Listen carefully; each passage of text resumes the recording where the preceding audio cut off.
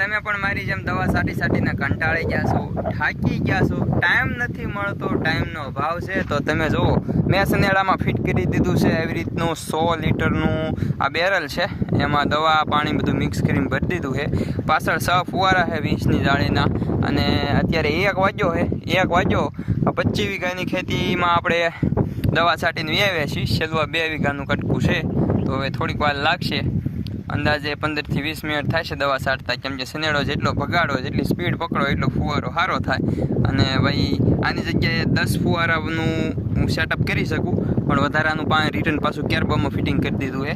એનું કારણ એક જ છે કે આપણે વધારે ફુવારા ન હાંકી શકીએ, કેમ કે આપણી પાસે નાના કટકા હોય તો વાળવામાં એમાં બધી તકલીફ થાય. સેફ ફોલ્ડિંગ વાળું બધું, તેમ છતાં થોડુંક તકલીફ થાય. જો આવી રીતના દોરી ખેંચો એટલે આ બાજુના ખાપા આધાર થઈ જાય, એવી રીતની બધી વ્યવસ્થા કરી છે. રિટર્ન વાલની વ્યવસ્થા છે.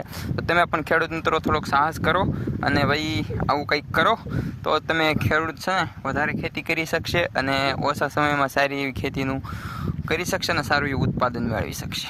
તો જય જવાન જય કિસાન, ખેડૂતને સપોર્ટ કરતા જાજો. અને ભાઈ સારી એવી કોમેન્ટ કરી નાખવા દો ફટોફટ કે આ તમને કેવું લાગ્યું.